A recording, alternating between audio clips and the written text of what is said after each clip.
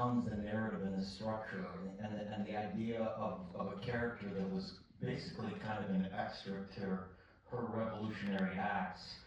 You know, he was the bomb maker. He's like sitting in the background. She's like, you know, make a show, Bob. And this was all based a lot on characters from the book Days of Rage that we read, which is based on the Weather Underground and civil rights movements and the Black Panthers. And, you know, the idea of these characters, what's the aftermath of that? You know, where did they go to too far extremes? And what's the repercussions on the next generation?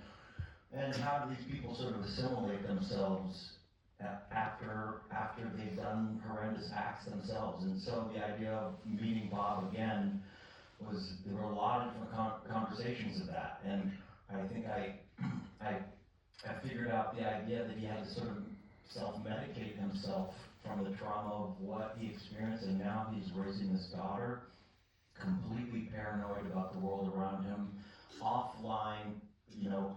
It's when we went up to Northern California, so much of the locations of this movie became their own characters, and they informed, I think, who we were as characters. So I got to meet a lot of people in Northern California, which were they were called hipnecks. They were like hippies that were kind of, you know, rednecks too, like, don't tread on me, get off my property, I hate the government, but also smoke pot and eat mushrooms.